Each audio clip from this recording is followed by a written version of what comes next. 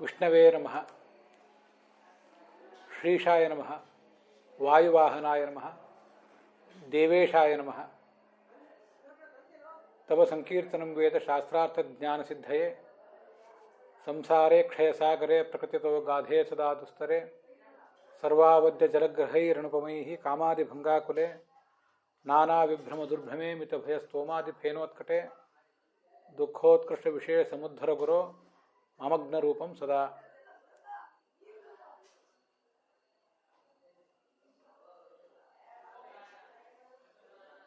ಅಸ್ಮಿನ್ ಕಲೌ ಯುಗೆ ನಾನಾವಿಧೈಃ ತಾಪೈಃ ತ್ರಸ್ತಾನಾಂ ರಕ್ಷಣಾಯ ಯೋಯಂ ಭಗವಾನ್ ಪುರುಷೋತ್ತಮಃ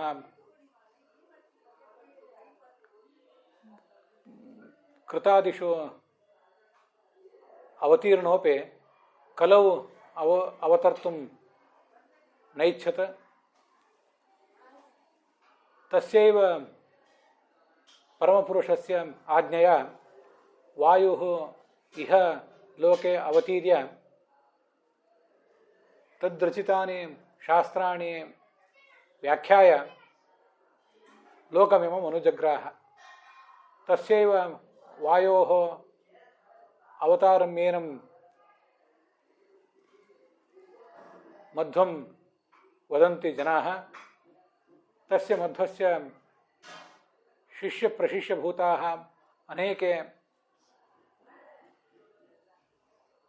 ಯತಯಃ ಗೃಹಸ್ಥಾಶ್ಚ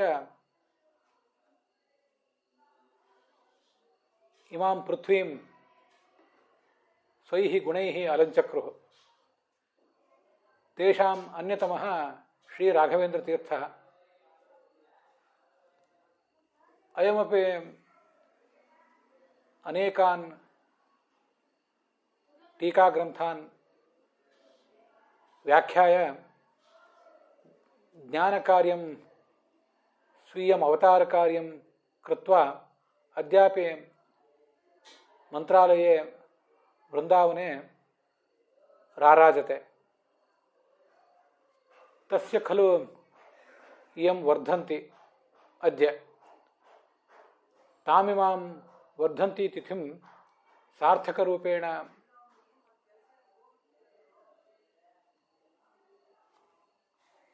ಆಚರಣೆ ಆನಯತುಂ ಸರ್ವೇಪಿ ಬದ್ಧಾದರಾಃ. ತಸ್ಯ ಪ್ರಿಯಾಣಿ ಜ್ಞಾನಕಾರ್ಯಾಣ್ಯೇವ ಕರ್ತವ್ಯಾನೀತಿ ಮನ್ವಾನಾಃ ಅತ್ರ ಘಟಾಮಹೆ. ಅಥಾತಃ ಪ್ರಥಮೇ ಸ್ಕಂಧೆ ದ್ವಿತೀಯೇ 12 ಅಧ್ಯಾಯೇ ಇದಾನೀಂ ಕಥಾ 37ತಮಃ ಶ್ಲೋಕಃ ತಸ್ಮಾತ್ ಶ್ಲೋಕಾತ್ ಪ್ರಾರಭ್ಯತೆ. ಭಾಗವತದ 1ನೇ ಸ್ಕಂದದ 12ನೇ ಅಧ್ಯಾಯದ 37ನೇ ಶ್ಲೋಕದಿಂದ ಆರಂಭಿಸಿ ಇವತ್ತಿನ ಕಥೆಯನ್ನು ನಾವು ನೋಡಬೇಕಾಗಿದೆ. ರಾಘವೇಂದ್ರ ಸ್ವಾಮಿಗಳ ವರ್ಧಂತಿ ಇವತ್ತು. ಅವರಿಗೆ ಅತ್ಯಂತ ಪ್ರೀತಿಪಾತ್ರವಾದದ್ದು ಇಂತಹ ಜ್ಞಾನ ಕಾರ್ಯ. ಅದಕ್ಕಾಗಿ ನಾವು ಕೂಡ ಯಥಾಶಕ್ತಿ ನಮ್ಮನ್ನು ತೊಡಗಿಸಿಕೊಂಡಿದ್ದೇವೆ.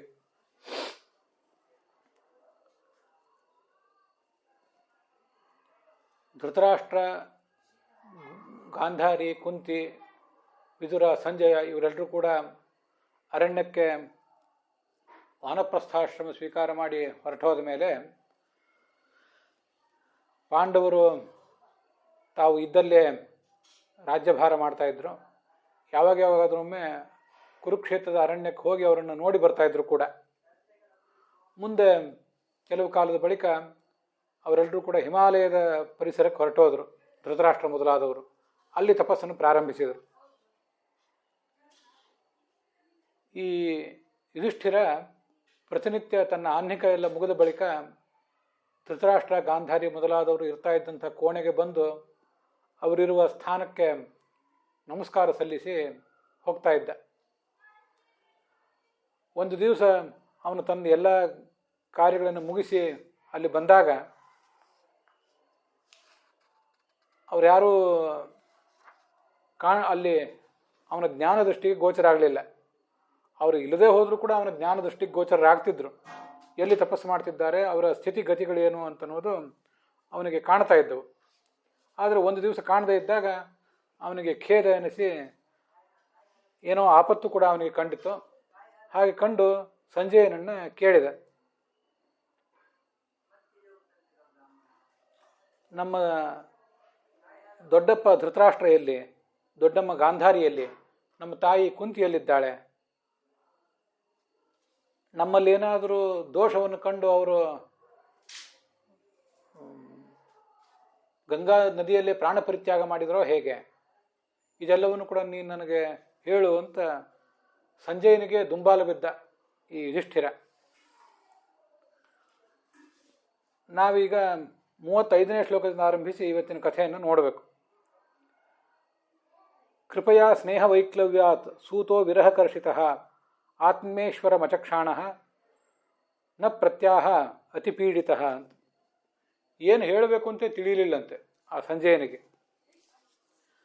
ಧೃತರಾಷ್ಟ್ರನ ಗಾಂಧಾರಿಯ ಬಗ್ಗೆ ಮತ್ತು ಈ ಪಾಂಡವರ ಬಗ್ಗೆ ಅವನಿಗಿರುವಂಥದ್ದು ಪ್ರೇಮ, ಈ ಕಾರಣದಿಂದ ಅವರ ವಿರಹವನ್ನು ತಡೆಯಲಿಕ್ಕೆ ಅವನಿಗೆ ಸಾಧ್ಯ ಆಗದ ಪ್ರಯುಕ್ತ ಆರಂಭದಿಂದಲೂ ತಾನು ನಂಬಿ ಬಂದಂಥ ತನ್ನ ಒಡೆಯನಾದ ಧೃತರಾಷ್ಟ್ರನ ನೆನಪು ಆತನಿಗೆ ಬಂದು ಅವನಿಗೆ ಏನು ಹೇಳಬೇಕು ಅಂತ ತಿಳಿಯಲಿಲ್ಲ. ಕೈಗಳಿಂದ ಕಣ್ಣೀರು ಒರೆಸಿಕೊಂಡ, ಮತ್ತು ತನ್ನನ್ನು ತಾನು ಸಾವರಿಸಿಕೊಂಡ. ರಾಜನಾದ ಯುಧಿಷ್ಠಿರನಿಗೆ ಹೇಳಿದ, ನಾನೂ ಕೂಡ ನಿನ್ನಂತೆ ಅವರಿಂದ ವಂಚಿತನಾಗಿದ್ದೇನೆ. ಅವರೆಲ್ಲಿಗೆ ಹೋದರು, ಯಾವ ಲೋಕಕ್ಕೆ ಹೋದರು, ಇದ್ಯಾವುದು ಕೂಡ ನನಗೆ ತಿಳಿಯೋದಿಲ್ಲ ಅಂತ ಹೀಗಂದ. ಇದೇ ಸಂದರ್ಭದಲ್ಲಿ ನಾರದರು ಅಲ್ಲಿಗೆ ಬಂದರು. 3 ತಂತಿಗಳುಳ್ಳಂಥ ವೀಣೆಯನ್ನು ನುಡಿಸ್ತಾ ಅವರಿಗೆ ಬಂದರು.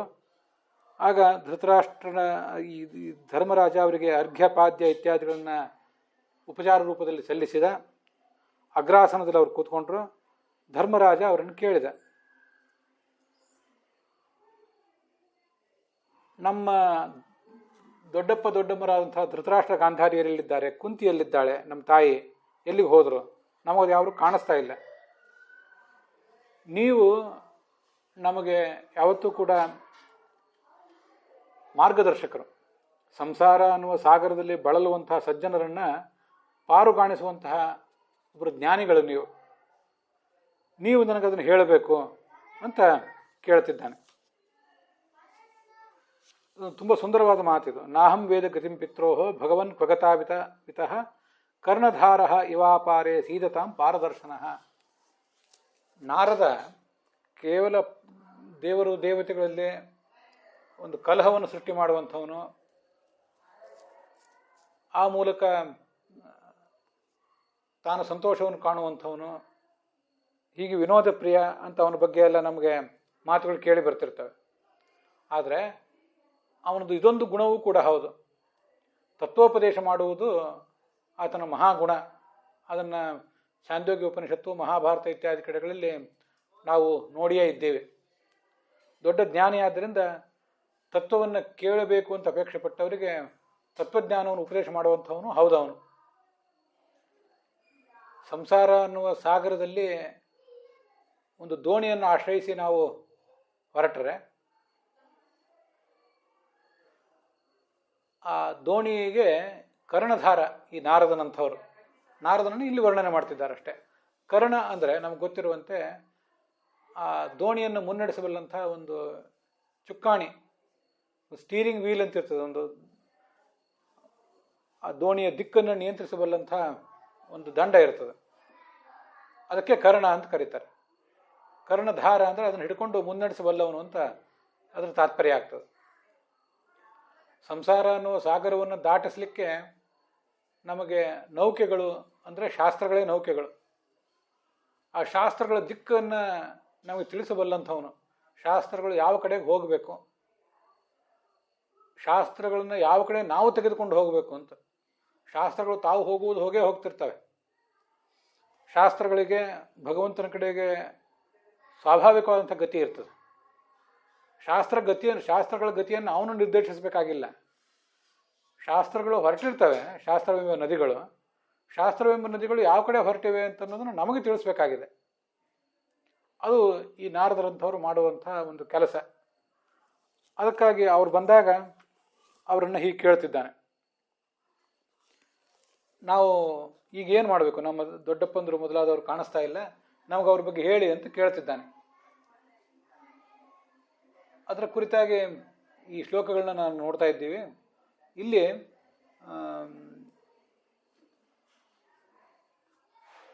ವಿಶೇಷ ಪಾಠಗಳೇನೂ ಇಲ್ಲ. ಒಂದು ಕಡೆ ಮಾತ್ರ ಅಹಂಚ ವ್ಯಂಸಿತಃ ರಾಜನ್ ಪಿತ್ರೋರ್ವಹ ಕುಲನಂದನ ಅಂತಿದೆಯಲ್ಲ, ವ್ಯಂಸಿತಃ ಅಂತ ಕೆಲವು ಪಾಠಗಳು ನಾವೀಗ ನೋಡ್ತಾ ಇರುವಂಥ ಪಾಠಗಳು. ವ್ಯಂಸಿತಃ ಅಂದರೆ ವಿಯೋಜಿತಃ, ನನಗೂ ವಿಯೋಗವೇ ಆಗಿದೆ. ಯುಧಿಷ್ಠಿರನೇ, ನಿನಗೆ ಹೇಗೆ ನಿಮ್ಮ ತಂದೆ ತಾಯಂದ್ರಿಂದ ವಿಯೋಗ ಆಗಿದೆಯೋ ನನಗೂ ವಿಯೋಗವಾಗಿದೆ ಅಂತ ಅದಕ್ಕರ್ಥ. ಕೆಲವು ಕಡೆ ಅದು ವ್ಯವಸಿತಃ ಅಂತ ಹೀಗೇನೋ ಪಾಠ ಇದೆ. ಆ ಪಾಠದ ಸರಿಯಾದ ಪಾಠವನ್ನು ನಾವು ತಿಳ್ಕೊಳ್ಳೋದು ಸ್ವಲ್ಪ ಕಷ್ಟವೇ. ಅಹಂಚ ವೇದ ವ್ಯವಸಿತಂ ಪಿತ್ರೋರ್ವಹ ಕುಲನಂದನ ಅಂತ ಕೆಲವು ಕಡೆ ಪಾಠ ಇದೆ. ವ್ಯವಸಿತ ಅಂದರೆ ನಿರ್ಧಾರ ಅಂತ ಅರ್ಥ. ನಿನ್ನ ತಂದೆ ತಾಯಂದಿರಾದ ಗಾಂಧಾರಿ ಮತ್ತು ಕುಂತಿಯರು, ಹಾಗೆ ತಾಯಿ ಕುಂತಿ ಅವರ ವ್ಯವಸಿತ ಅಂದರೆ ನಿರ್ಧಾರ, ಅದು ನನಗೆ ಗೊತ್ತಿಲ್ಲ ಅಂತ ಆ ಥರದ ಕೆಲವು ಕಡೆ ಪಾಠ ಇದೆ. ಗಾಂಧಾರ್ಯಾವ ಮಹಾಬಾಹೋ ಮುಷಿತೋಸ್ಮಿ ಮಹಾತ್ಮ್ಯಭಿಹಿ ಅಂತ ಈ ಮಾತಿದೆಯಲ್ಲ, ಅದಕ್ಕೆ ಶ್ರೀಧರರು ಮೊದಲಾದವರು ಆ ಪಾಠವನ್ನು ಇಟ್ಕೊಂಡು ಹಾಗೆ ಅರ್ಥ ಮಾಡಿದ್ದಾರೆ. ವ್ಯವಸಿತಂ ಅಂದರೆ ನಿಶ್ಚಯಂ ಅಂತ. ಆದರೆ ವ್ಯಂಸಿತಃ, ನಾನು ವಂಚಿತನಾಗಿದ್ದೇನೆ, ಅವರಿಂದ ನಾನೀಗ ವಿಯುಕ್ತನಾಗಿದ್ದೇನೆ. ಮುಷಿತ ಅಂದರೆ ವಂಚಿತನಾಗೋದು, ನಮಗವ್ರು ಮೋಸ ಮಾಡಿಬಿಟ್ರು ಅಂತ. ವ್ಯಂಸಿತ ಅಂದರೆ ವಿಯುಕ್ತನಾಗೋದು, ವಿರಹ ಹೊಂದುವುದು ಅಂತ ಅದರ ತಾತ್ಪರ್ಯ ಆಗ್ತದೆ. ಹೀಗೆ ಬೇರೆ ಬೇರೆ ಪಾಠಗಳಿವೆ. ಆದರೆ ವಿಜಯಧ್ವಜರು ಯಾದವಾರ್ಯರು ಮಾತ್ರ ಹೀಗೆ ವ್ಯಂಸಿತ ಅನ್ನೋ ಪಾಠವನ್ನು ಇಟ್ಕೊಂಡಿದ್ದಾರೆ. ಬೇರೆಯವರೆಲ್ಲ ನಿಶ್ಚಯ, ಅವರ ನಿಶ್ಚಯವೇ ನಮಗೆ ತಿಳಿತಿಲ್ಲ ಅಂತ ಅರ್ಥ ಇಟ್ಕೊಂಡಿದ್ದಾರೆ.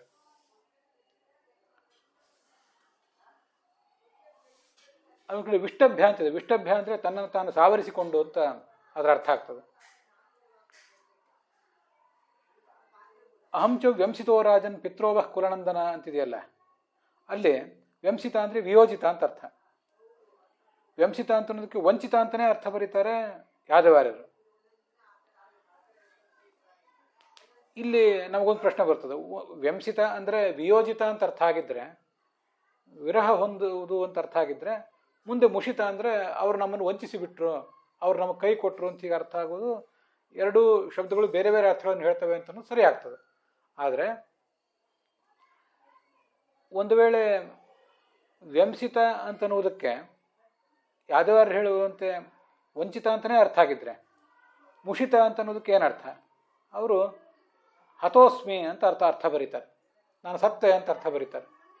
ಯಾಕೆ ಹೀಗೆ? ನಮಗವರು ವಾಸ್ತವಿಕವಾಗಿ ಧೃತರಾಷ್ಟ್ರ, ಗಾಂಧಾರಿ, ಕುಂತಿಯರು, ಪಾಂಡವರಿಗೇನಾದರೂ ಮೋಸ ಮಾಡಿದ್ರು ಅಂತ ನಾವು ಭಾವಿಸ್ಲಿಕ್ಕೆ ಬರ್ತದ? ಅದಕ್ಕೆ ಆಚಾರ್ಯರು ಮುಷಿತೋಸ್ಮಿ ಇತಿ ಪ್ರಲಾಪ. ವಾಸ್ತವಿಕವಾಗಿ ಅವರೇನು ಇವರಿಗೆ ಮೋಸ ಮಾಡಬೇಕು ಅಂತ ಅಪೇಕ್ಷೆ ಪಟ್ಟಿಲ್ಲ. ಅವರು ತಮ್ಮ ದಾರಿ ಹಿಡಿದು ತಾವು ಹೋಗಿದ್ದಾರೆ. ಇವರಿಗೆ ಮೋಸ ಮಾಡಿ ಅವ್ರಿಗೇನು ಆಗಬೇಕಾಗಿಲ್ಲ. ಈ ವಯಸ್ಸಿನಲ್ಲಿ ಮಾಡಬೇಕಾದ ಮೋಸವನ್ನೆಲ್ಲ ಈ ಧೃತರಾಷ್ಟ್ರ ಹಿಂದೆ ಮಾಡಿಯೇ ಇದ್ದಾನೆ, ನಮಗದು ಗೊತ್ತಿದೆ. ಈಗ ಅವನು ಮಾಡುವುದಾದ್ರೂ ಏನಿದೆ? ಪಾಂಡವರಿಂದ ಅವನು ಕಿತ್ಕೊಳ್ಳೋದು ಏನಿದೆ?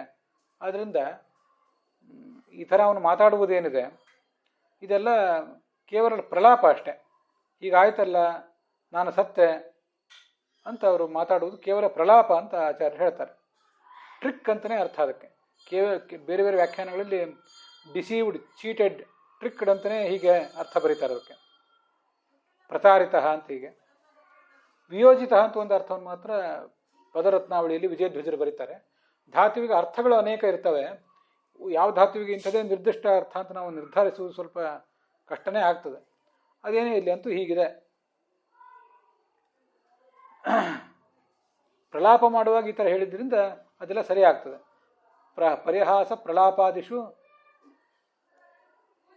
ಅನರ್ಥ ವಾಗ್ಭವೇ ಕ್ವಚಿತ್.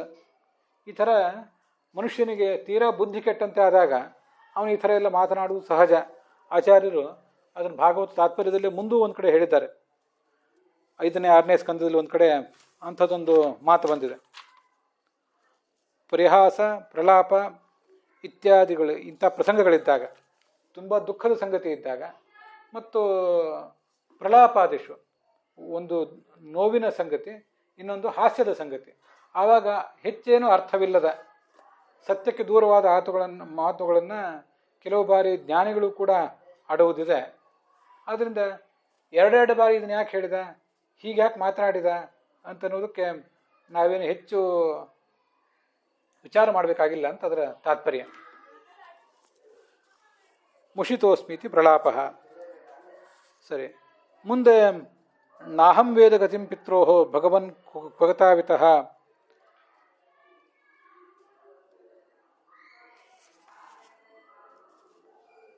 ಅದರ ಮುಂದಿನ ಮಾತುಗಳಲ್ಲಿ ಅವನು ಏನು ಹೇಳಿದ ಅದನ್ನು ನಾವು ನೋಡಬೇಕು.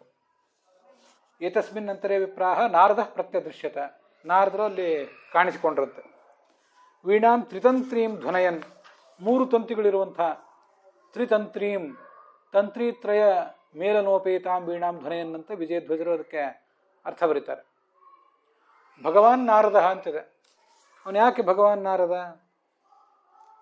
ಅವನನ್ನು ಭಗವಾನ್ ನಾರದ ಅಂತ ಹೇಳ್ತಾರೆ. ಅವನು ತುಂಬಿರುವನ ಜೊತೆಗೆ ಬಂದ ಅಂತ ಬೇರೆ ವರ್ಣನೆ ಇದೆ. ಅವನನ್ನು ಹೇಗೆ ಭಗವಾನ್ ಅಂತ ಹೇಳುವುದು? ಭಗವಾನ್ ಅಂದರೆ ಷಡ್ಗುಣೇಶ್ವರಿ ಸಂಪನ್ನ ಅಂತ ಅರ್ಥ ಅಲ್ವಾ ಅಂತ ಒಂದು ಪ್ರಶ್ನೆ ನಮಗೆ ಬರ್ತದೆ. ಅಲ್ಲಿ ಭಗವಾನ್ ಅಂದರೆ ಪೂಜ್ಯ ಅಂತ ಇಷ್ಟೇ ಅರ್ಥ.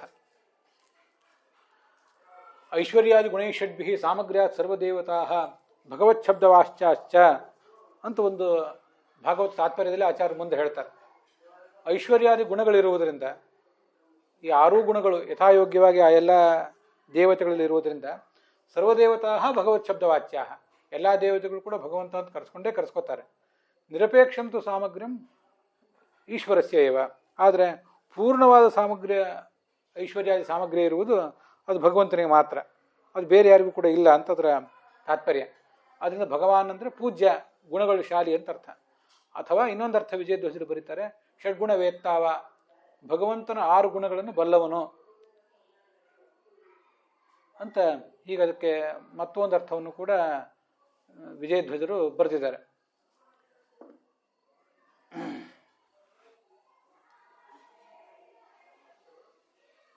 ಇದಕ್ಕೆ ಬೇರೆ ವ್ಯಾಖ್ಯಾನಗಳನ್ನು ನಾವು ನೋಡಬೇಕಾದ್ದೇನಿಲ್ಲ. ಅಲ್ಲಿ ಹೆಚ್ಚಿನ ಅರ್ಥಗಳನ್ನು ಬೇರೆ ಯಾರು ಹೇಳಿಯೂ ಇಲ್ಲ. ಆದ್ದರಿಂದ ಅದನ್ನು ಹೇಳುವುದನ್ನು ಈಗ ಬಿಟ್ಟಿದ್ದೇನೆ.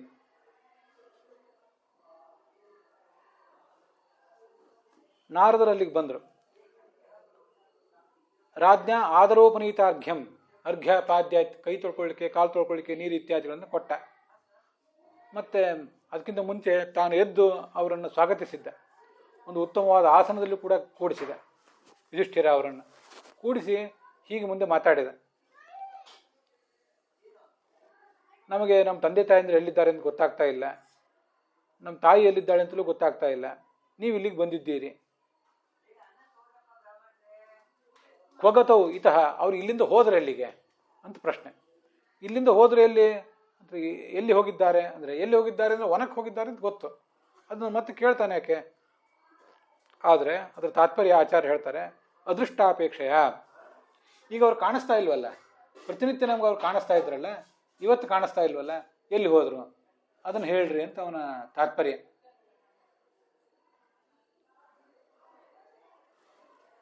ಅದಕ್ಕೆ ಅದರ್ಶನಾಪೇಕ್ಷೆಯ ಅಂತ ಆಚಾರ್ಯ ತಾತ್ಪರ್ಯ ಇದೆ. ಸೀದತಾಂ ಪಾರದರ್ಶನ, ಯಾರು ದುಃಖ ಪಡ್ತಿದ್ದಾರೆ ಆ ದುಃಖದನ್ನ ಅವರು ದಾಟ್ಲಿಕ್ಕೆ ನಿಮ್ಮಂತಹ ಜ್ಞಾನಿಗಳಿದ್ರೆ ಮಾತ್ರ ನಮಗೆ ಸಹಾಯ ಆಗ್ತದೆ. ಅದರಿಂದ ನೀವು ಅದನ್ನು ಹೇಳ್ರಿ ಅಂತ ಹೀಗೆ ಕೇಳ್ತಿದ್ದಾನೆ.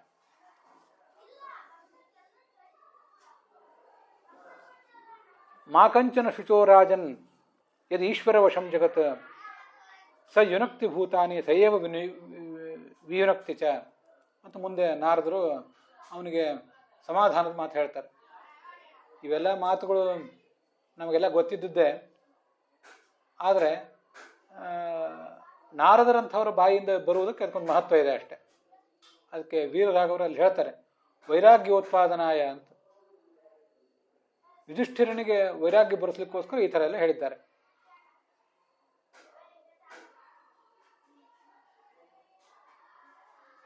ವೈರಾಗ್ಯೋತ್ಪಾದನಾಯ ಆಹ ಚತುರ್ಭಿ ಶ್ಲೋಕೈ. ಯಾರ ಬಗ್ಗೆಯೂ ಕೂಡ ನೀನು ಶೋಕ ಮಾಡಬೇಡ. ಬದುಕಿರೋರ ಬಗ್ಗೆ, ಬದುಕಿಲ್ಲದೆ ಇದ್ದವ್ರ ಬಗ್ಗೆ ಯಾರ ಬಗ್ಗೆನೂ ಶೋಕ ಮಾಡಬೇಡ. ಯಾಕೆಂದರೆ ಯಥ ಈಶ್ವರ ವಶಂ ಜಗತ್ತು, ಜಗತ್ತೆಲ್ಲೂ ಕೂಡ ಭಗವಂತನ ವಶ ಅದು. ಸತ್ಸ ಸಂಯುಕ್ತಿ ಭೂತಾನೆ, ಎಲ್ಲ ಜೀವರನ್ನು ಕೂಡ ಅವನು ಒಗ್ಗೂಡಿಸ್ತಾನೆ. ಒಂದು ಪ್ರದೇಶದಲ್ಲಿ ಒಂದು ಯಾವುದೋ ಒಂದು ನಿಮಿತ್ತದಿಂದ ಕೆಲವು 70-80 ವರ್ಷ, ಒಂದು 100 ವರ್ಷ ಒಂದು ಕಡೆ ಅವರು ಬರುವಂತೆ ಮಾಡ್ತಾನೆ. ಸಯೇವ ವಿಯುನಕ್ತಿಚ, ಅವರ ಪ್ರಾರಬ್ಧ ಕರ್ಮಗಳು ಮುಗಿದ ಮೇಲೆ ಅವರು ಅದೇ ಭಗವಂತ ಅವರನ್ನು ವಿಯುಕ್ತಗೊಳಿಸ್ತಾನೆ. ಇದರಲ್ಲಿ ನೀನು ಖೇದ ಮಾಡುವುದೇನಿದೆ, ಅದನ್ನು ಬಿಡು ಅಂತ ಹೀಗೆ ಹೇಳ್ತಿದ್ದಾನೆ.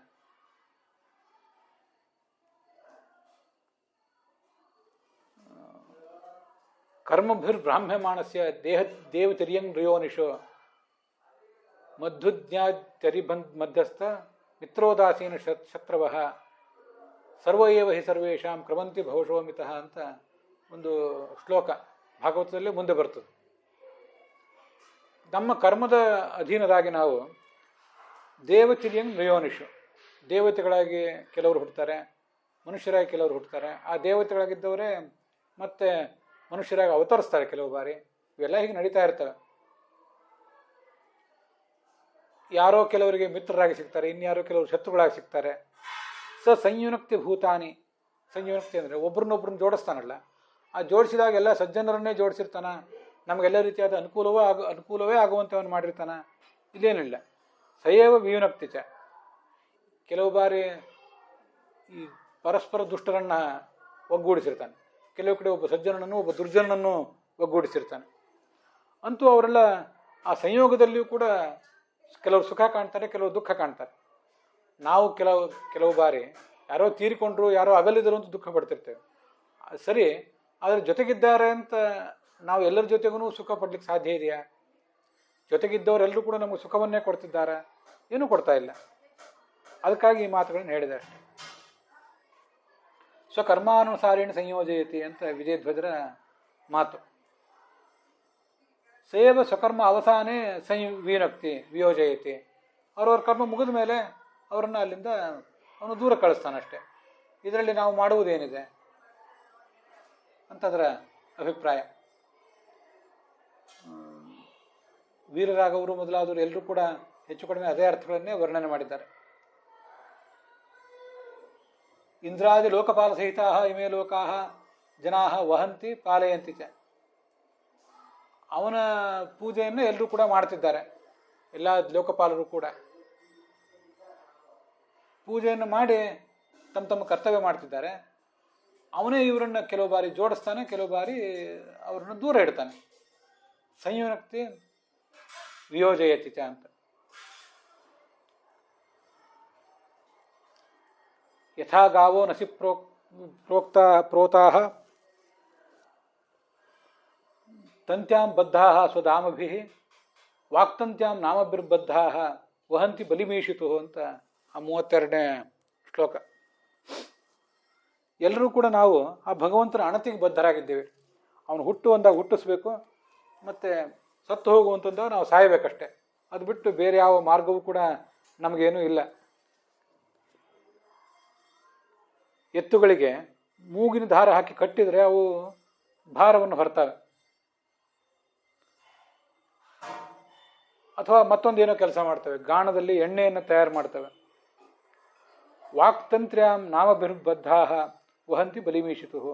ಅದರಂತೆ ಭಗವಂತ ಶಾಸ್ತ್ರಗಳನ್ನು ಕೆಲವನ್ನು ರಚಿಸಿದ್ದಾನೆ, ಕೆಲವನ್ನು ನಮ್ಮ ಅನುಗ್ರಹಕ್ಕಾಗಿ ಈ ಜಗತ್ತಿನಲ್ಲಿ ಬೆಳಕಿಗೆ ತಂದಿದ್ದಾನೆ. ಪೌರುಷೇಯ ಗ್ರಂಥ ಇರ್ಬೋದು, ಅಪೌರುಷೇಯ ಗ್ರಂಥ ಇರ್ಬೋದು, ಎರಡನ್ನೂ ಕೂಡ ಹೀಗೆ ನಮಗೆ ಆತ ಕೊಟ್ಟಿದ್ದಾನೆ. ಪ್ರತಿಯೊಬ್ಬರೂ ಕೂಡ ಅವರವರ ವರ್ಣಕ್ಕೆ ತಕ್ಕಂತೆ, ಅವರವರ ಆಶ್ರಮಕ್ಕೆ ತಕ್ಕಂತೆ ಕಾರ್ಯ ಮಾಡಬೇಕು ಅಂತ. ವಾಕ್ತಂತ್ರ್ಯಾಂ ನಾಮಭಿರ್ಬದ್ಧಾಃ, ಈ ವಿಧಿ ನಿಯಮ ಎಂಬ ಪಾಶಕ್ಕೆ ನಾವು ಬದ್ಧರಾಗಿದ್ದೇವೆ. ಆ ಭಗವಂತನ ಸೇವಾ ಮಾಡ್ತಿರ್ತೇವೆ ಅಷ್ಟೇ. ಬಲಿ ಮೀಷಿತು, ಅದರ ಮೂಲಕ ನಾವು ಭಗವಂತನ ಸೇವಾ ಮಾಡುವುದು ಅನ್ನೋದು ಏನಿದೆ, ಕೇವಲ ಗರ್ಭಗುಡಿಗೆ ಹೋಗಿ ಅಲ್ಲಿ ಅವನಿಗೆ ಅಭಿಷೇಕ ಮಾಡಿ, ನೈವೇದ್ಯ ಮಾಡಿ, ಮಂಗಳಾರತಿ ಮಾಡಿ, ಪ್ರದಕ್ಷಿಣೆ ನಮಸ್ಕಾರ ಹಾಕುವುದು ಅದು ಮಾತ್ರ ಸೇವಾ ಅಲ್ಲ. ವಾಸ್ತವಿಕವಾಗಿ ನಮ್ಮ ಕರ್ತವ್ಯ ಮಾಡುವುದೇನಿದೆ ಅದೇ ದೊಡ್ಡ ಸೇವಾ. ಅದು ಅದರ ತಾತ್ಪರ್ಯ. ವಹಂತಿ ಬಲಿಮೀಷಿತು ಅಂತ. ಅದೇ ಶ್ಲೋಕವನ್ನು ಎಲ್ಲೂ ಕೂಡ ವ್ಯಾಖ್ಯಾನ ಮಾಡಿದ್ದಾರೆ. ಸೊ ನಾಮಭಿಹಿ ಬ್ರಾಹ್ಮಣೋ ಬ್ರಹ್ಮಚಾರಿ, ಯಾರೋ ಕೆಲವರು ಬ್ರಾಹ್ಮಣ ಅಂತ ಕರೆಸ್ಕೋತಾನೆ, ಒಬ್ಬ ಬ್ರಹ್ಮಚಾರಿ ಅಂತ ಕರೆಸ್ಕೋತಾನೆ, ಒಬ್ಬ ಕ್ಷತ್ರಿಯ ರಾಜ ಅಂತ ಕರೆಸ್ಕೋತಾನೆ. ಹೀಗೆಲ್ಲ ಅವನಿಗೆ ನಾವು ಪೂಜೆ ಮಾಡ್ತೀವಿ ಅಷ್ಟೇ, ಅಷ್ಟು ಬಿಟ್ಟರು ಮತ್ತೇನೂ ಇಲ್ಲ ಅಲ್ಲಿ.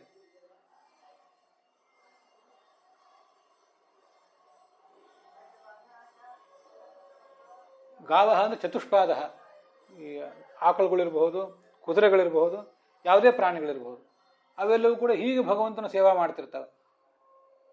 ಅದರಂತೆ ನಾವು ಕೂಡ ವಾಕ್ತಂತ್ಯ ವೇದಾಖ್ಯತಂತ್ಯ ತಸ್ಯ ವಾಕ್ತಂತಿ ಅಂತ ಉಪನಿಷತ್ತು, ಐತರೇಯ ಉಪನಿಷತ್ತಿನಲ್ಲಿ ಅವನನ್ನು ವರ್ಣನೆ ಮಾಡ್ತಾರೆ. ಭಗವಂತನ ವಾಣಿ ಎಂಬುದು ಒಂದು ರೀತಿಯಾದ ಹಗ್ಗ ಇದ್ದಂತೆ, ಅದು ನಮ್ಮೆಲ್ಲರನ್ನು ಕೂಡ ಜೋಡಿಸಿದೆ. ಅದರಲ್ಲಿ ಆ ಪ್ರಸಂಗದಲ್ಲಿ ಮತ್ತೆ ಬೇರೆ ಬೇರೆ ಏನೋ ಅರ್ಥಗಳು ಕೂಡ ಇವೆ. ಆ ಅರ್ಥಗಳು ನಮಗೆ ಈಗೇನಲ್ಲಿ ಬೇಕಾಗಿಲ್ಲ. ಮುಖ್ಯವಾಗಿ ನಮಗೆ ಸರಳವಾದ ಅರ್ಥ ಸಾಕು. ತಸ್ಯ ವಾಕ್ತಂತಿ ನಾಮಾನಿ ಧಾಮಾನಿ ತದಸ್ಯ ಇದಂ ವಾಚಾತಂತ್ಯ ನಾಮಭಿರ್ಧಾಮಭಿ ಸರ್ವಂ ಸಿತಂ ಸರ್ವಂ ಹೀದಂ ನಾಮನಿ ಸರ್ವಂ ವಾಚಾ ಅಭಿದತಿ ಇತಿ ಅಂತಿದೆ. ಅಂತೂ ಅವನಮ್ಮ ಮಾತೆಂಬ ಹಗ್ಗಕ್ಕೆ ನಾವೆಲ್ಲರೂ ಕೂಡ ಬದ್ಧರು. ನಮ್ಮನ್ನು ಪಶುಗಳು ಅಂತ ಹೇಳ್ತಾರೆ ಶಾಸ್ತ್ರದಲ್ಲಿ. ಪಶುಪತಿ ಅಂತ ಅವನು ಹೇಳ್ತಾರೆ ಭಗವಂತನನ್ನು. ಪಶಬಂಧನೆ ಅಂತ ಧಾತು ಇದೆ. ಕಟ್ಟಿ ಹಾಕುವುದು ಒಂದು ಕಡೆ ಅಂತ ಅದರ ತಾತ್ಪರ್ಯ ಆಗ್ತದೆ. ದೃಢವಾಗಿ ಕಟ್ಟಿ ಹಾಕೋದು. ನಮ್ಮನ್ನೆಲ್ಲರನ್ನು ಕೂಡ ಭಗವಂತ ಕಟ್ಟಿ ಹಾಕಿದ್ದಾನೆ. ಆದ್ದರಿಂದ ನಾವು ಪಶುಗಳು ಅಂತ ಕರೆಸ್ಕೊಂಡಿದ್ದೀವಿ. ಹೇಗೆ ಎಲ್ಲಿ ಕಟ್ಟಿ ಹಾಕಿದ್ದಾನೆ ಅಂದರೆ, ನಮಗೆ ಅರಿವು ಇಲ್ಲದೆಯೋ ಇದ್ದೋ ಅವನ ಆಜ್ಞೆಗೆ ನಾವು ಬದ್ಧರಾಗಿದ್ದೀವಿ.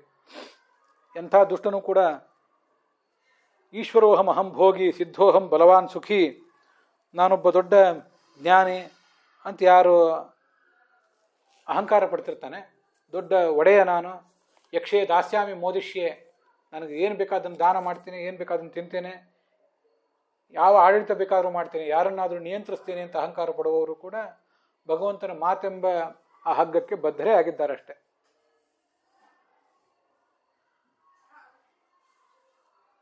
ನಾವೆಲ್ಲರೂ ಅವನು ಸೇವಾ ಮಾಡ್ತಿದ್ದೇವೆ. ಯಥಾ ಕ್ರೀಡೋಪಸ್ಕರಾಣಂ ಸಂಯೋಗ ವಿಗಮಾವಿಹ ಇಚ್ಛೆಯ ಕ್ರೀಡಿತು ಸ್ಯಾತಾಂ ತಥೈವ ಈಶ್ವರೇಚ್ಛೆಯ ತಥೈವ ಯಶೇಚ್ಛೆಯ ನೃಣಾಂ ಅಂತ ಮುಂದೆ 43ನೇ ಶ್ಲೋಕ. ಒಬ್ಬ ಬಾಲಕ ಆಟ ಆಡ್ತಿರ್ತಾನೆ. ಆಟದ ಸಾಮಾನುಗಳನ್ನು ಒಂದು ಕಡೆ ಸೇರಿಸ್ತಾನೆ. ಆಟ ಸಾಕಾದ್ಮೇಲೆ ಅವುಗಳನ್ನೆಲ್ಲ ಒದ್ದು ದೂರ ಮಾಡಿಬಿಡ್ತಾನೆ. ಕೆಲವು ಬಾರಿ ಅವನ್ನೆಲ್ಲವನ್ನು ಕೂಡ ಒಟ್ಟು ಕೂಡಿಸ್ತಾನೆ, ಒಂದು ಕಡೆ ಇಡ್ತಾನೆ. ಕೆಲವು ಕಡೆ ಅಷ್ಟೆಲ್ಲ ಮಾಡೋ ತಾಳ್ಮೆ ಇರೋದಿಲ್ಲ, ಅಲ್ಲಲ್ಲೇ ಬಿಸಾಕಿ ಹೋಗಿಬಿಡ್ತಾನೆ. ಹಾಗೆ ನಾವೆಲ್ಲ ಸೇರುವುದು ಕೂಡ ಅಗಲುವುದು ಎಲ್ಲವೂ ಕೂಡ ಭಗವಂತನ ಇಚ್ಛಾನುಸಾರವೇ ನಡೀತಿರ್ತದೆ. ಆದ್ದರಿಂದ ಈ ನಾವೆಲ್ಲ ಒಟ್ಟು ಸೇರಿದ್ದೇವೆ ಅಂತ ಸಂತೋಷ ಪಡುವುದಕ್ಕೂ ಅರ್ಥ ಇಲ್ಲ, ನಾವೆಲ್ಲ ದೂರ ಹೋಗಿದ್ದೇವೆ ಅಂತ ದುಃಖ ಪಡುವುದಕ್ಕೂ ಕೂಡ ಅರ್ಥ ಇಲ್ಲ ಅಂತಿದ್ದಾರೆ ಅವರು.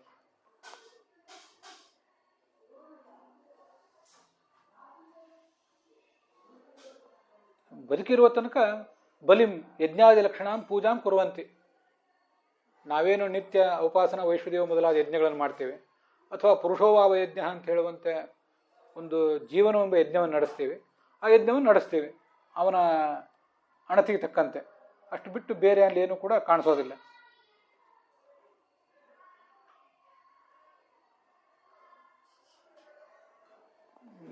ಮಹಾಭಾರತದಲ್ಲಿ ಒಂದು ಮಾತಿದೆ, ನಾಹಂ ನ ಚ ಶಿವೋನ್ಯಚ ತಚ್ಚಕ್ತೇಕಾಂಶ ಭಾಗಿನಃ ಬಾಲಃ ಕ್ರೀಡನ ಕೈರ್ಯದ್ವತ ಕ್ರೀಡತೆ ಸ್ಮಾಭಿರಚ್ಯುತಃ ಅಂತ ಚತುರ್ಮುಖ ಬ್ರಹ್ಮ ಸ್ವಯಂ ಹೇಳೋ ಮಾತು. ನಾಹಂ ನಾನು, ನಚ ಶಿವ ಶಿವನಾಗಲಿ, ಅನ್ಯೇಚ ಬೇರೆ ಯಾವ ದೇವತೆಗಳು ಕೂಡ ತಚ್ಚಕ್ತಿ ಏಕಾಂಶ ಭಾಗಿನಃ ಆ ಭಗವಂತನಿಗಿರುವ ಅಪಾರ ಶಕ್ತಿಯ ಒಂದು ಭಾಗವೂ ಕೂಡ ನಮಗಿಲ್ಲ. ನಮಗೇನಿದೆ?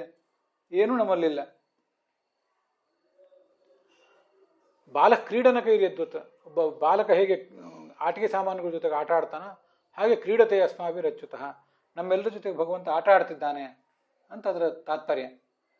ಕ್ರೀಡಾರ್ಥಂ ವ್ಯಾಪಾರೇ ಪ್ರವೃತ್ತ, ತನ್ನ ಕ್ರೀಡೆಗೋಸ್ಕರ ವಿಹಾರಕ್ಕೋಸ್ಕರ ಜಗತ್ತಿನ ವ್ಯಾಪಾರದಲ್ಲಿ ತೊಡಗಿದ್ದಾನಷ್ಟೇ ಅಂತ ಬರೀತಾರೆ ವೀರರಾಘವರು. ಅದಕ್ಕೆ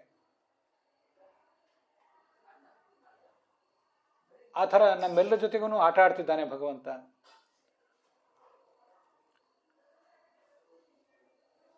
ಇದಕ್ಕೆ ವಿಜಯಧ್ವಜರಾಗಲಿ ಯಾದವಾರರಾಗಲಿ ವಿಶೇಷ ಅರ್ಥ ಬರೆಯುವಂಥ ವಿಚಾರವೂ ಏನಿಲ್ಲ. ಉಳಿದವರೆಲ್ಲರೂ ಹಾಗೆ ಬರೆದಿದ್ದಾರೆ. ಕ್ರೀಡಾ ಸಾಧನಾನಾಂ ಸಂಯೋಗಮಯುಗಮವು. ನಾವೆಲ್ಲ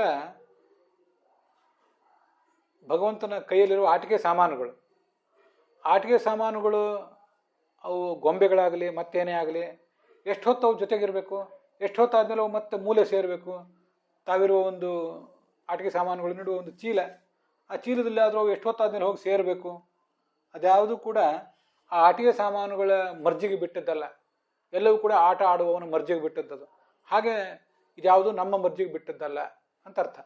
ಅದಕ್ಕಾಗಿ ನಮ್ಮನ್ನು ಗೊಂಬೆಗಳು ಅಂತಲೇ ಹೇಳೋದು.